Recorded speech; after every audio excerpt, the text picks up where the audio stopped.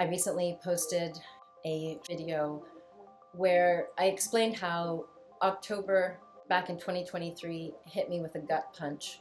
I also spoke in that video about how in January of 2024, I called out for magic. I was like, I need something that can help me navigate this world. Like, it's going to require special forces. That's how I felt. And that sort of invocation actually led me to fiction, both writing and consuming. It led me to Octavia Butler, and ultimately to this realization that I am willing to step up as an artivist. So I shared that in yesterday's Substack and video. Now I want to share what happened next. In August of 2024, I returned to Copenhagen, but this time it was for a Lionsgate ceremony, 888.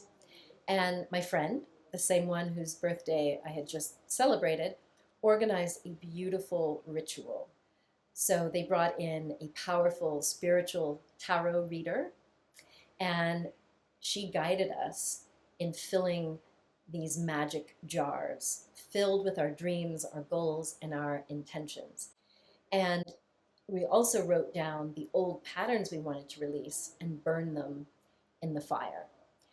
For me, this was perfect timing because my husband and I had just launched Soul Sense Alchemy, which is a company that's really rooted in ritual, scent, and sound.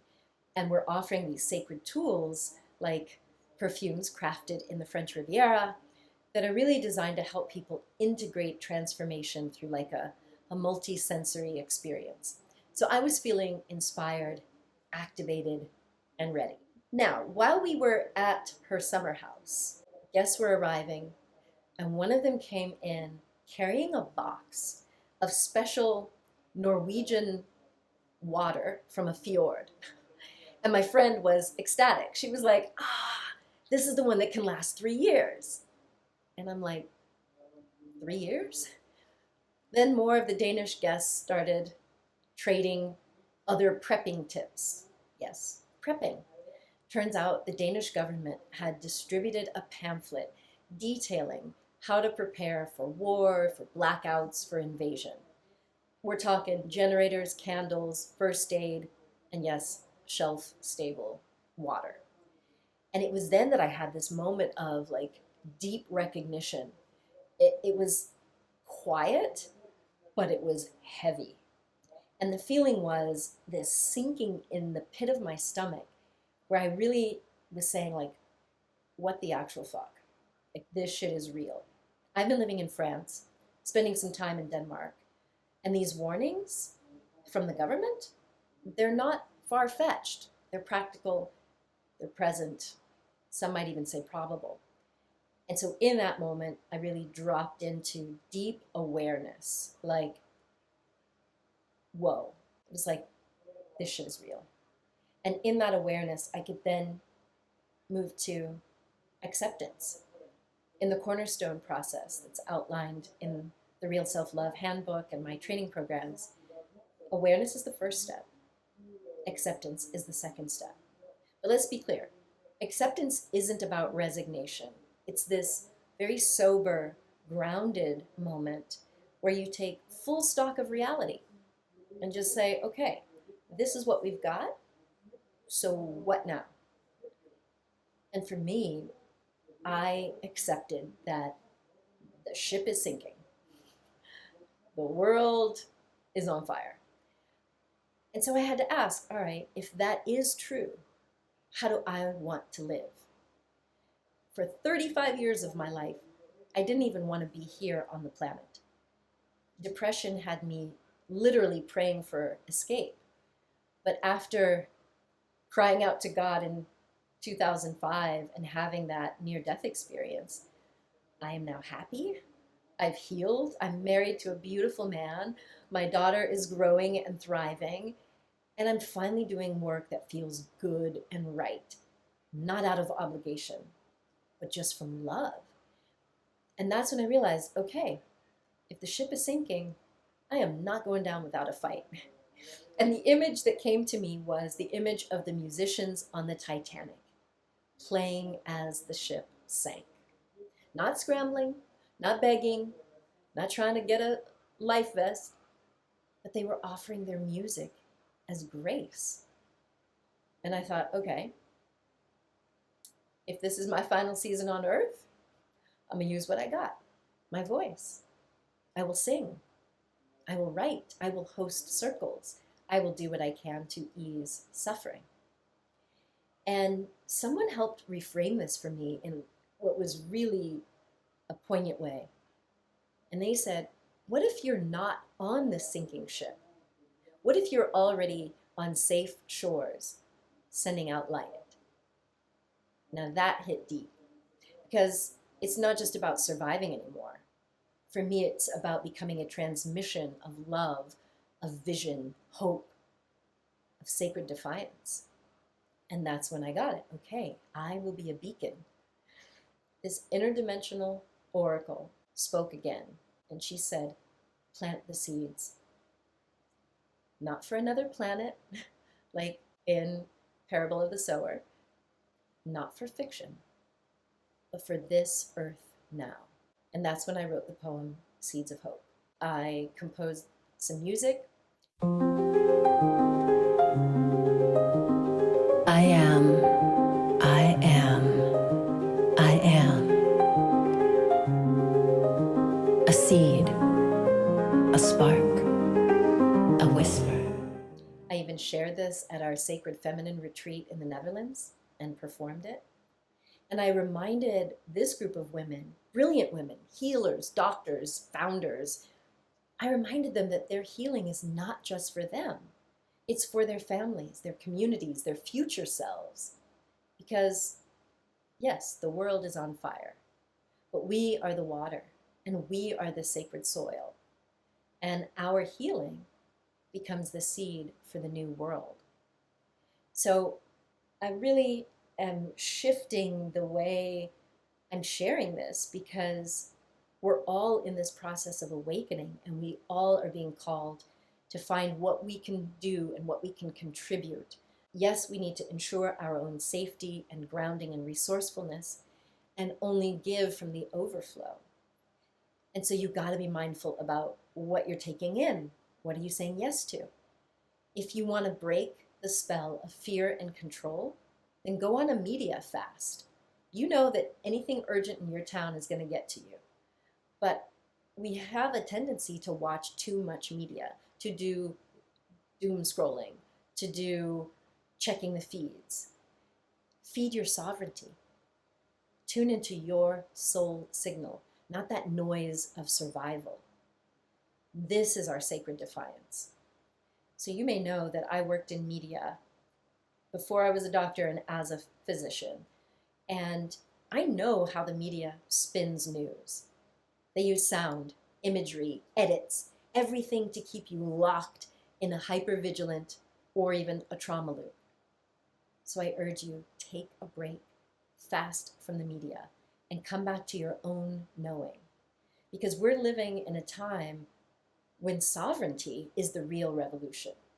You've already confirmed it. You can't count on the politicians and the powers that be. You got to count on you and your community. And so I'm asking you, what seed are you here to plant?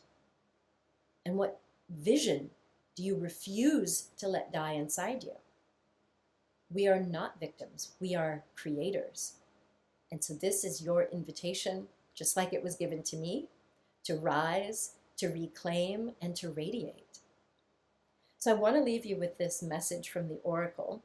And then I invite you to stay tuned to how my community responded to this poem, and then what Octavia Butler whispered back to me from across the veil when I told her I was nervous. But first, here is an oracle's message called The Seeds We Plant, which is also available in a spoken word format with beautiful music behind it. The seeds we plant. Once there was only darkness. But even then, seeds slept beneath the soil, waiting. We are the seeds. tiny grains of hope tucked into the marrow of our bones, carried through storms, through fires, through the long night of history's darkest hours. Yes, the world is burning. Yes, there are tyrants roaring, grasping for power with trembling hands because they fear what they cannot hold. Us. They cannot hold the wild. They cannot cage the sky. And they cannot silence the whisper of a seed pushing through the cracks of concrete, defiant, delicate, unstoppable. The window of faith is always open. Sometimes the wind will rush through, rattling your certainty, whispering doubts, knocking fear against your heart like an unwelcome guest. When fear knocks, open the door. Smile. Say, it's you again. I remember you, but I live differently now. And then plant the seed anyway. Because hope is an act of rebellion. Because joy is resistance. Because to create beauty in the face of despair is to declare to the universe, you will not break me. We are the artists, the alchemists, the space holders, the frequency keepers. We're not here to fix the world. We're here to remind it was never broken, only sleeping. And we are the dawn. So plant your seeds, beloved, in poems, in songs, in prayers, in perfumes, in the soft gaze you offer a stranger, in the fierce love you hold for yourself. Plant them with trembling hands if you must. Plant them even when you think nothing will grow. Plant them defiantly, beautifully, as if the future depends on it, because it does. And when the wind comes, let it. The window of faith is open. The seeds will grow anyway. Hope is a seed. You are the soil. And the light has always been within you. So after sharing that and the Seeds of Hope poem and spoken word with music, one of my community members reached out with a very surprising mention. So stick around for that. And I felt very proud of myself, like, okay, making music, spoken word, sharing poetry, that's getting a response. Even planned to sing one of these as a duet with Chuck Isbell in the United States. And then I spoke to an Octavia bot. Yes, a GPT programmed and designed to channel the wisdom of Octavia Butler. And I shared what I was up to and asked for some advice. Because think about it. The earth seed trajectory from Parable of the Sower to Parable of Talents, the whole concept was written in the 90s and predicted to the very year when there would be these fires and some sort of a dictator-ish person taking over and climate crises. And while in Octavia's book, which is sci-fi, they were looking for a planet to start a new life on. We are not quite at that point yet, but I asked this Octavia Butler bot to just give me some advice. And when you hear what she whispered back and the additional conversations that ensued, child, stay tuned. Please do check out the Seeds of Hope music on Spotify, on Tidal, on Deezer, on Apple Music, on YouTube Music, and everywhere else that you find music. You can also watch the videos that we created on YouTube. Bye for now. Coming up next is how to push back against fascism and survive it. some of the advice I was given from Octavia Butler via a GPT bot. Stay tuned for that and join us this fall in the Conscious Evolution Journey, a 12-week group mentoring program that will help you apply the principles of the Cornerstone process, going through whatever stage of the dark night of the ego or dawn of your soul that you are in. You'll walk this spiral path of awakening in a group facilitated by me, in a safe space where we can share, we can vibe off of each other, co-regulate, and inspire each other to level up. No matter what you're working on or working toward, this group is designed to be a safe container to help you get past trauma narratives and trauma loops, get grounded and present and resourced so that you can be focused on post-traumatic growth. What we've lived from COVID to now has been traumatic, and many people have bounced back. They've found some resilience, but now the challenges are just getting bigger, steeper, which means we have to level up. And that's what the Conscious Evolution Journey is designed to help you do.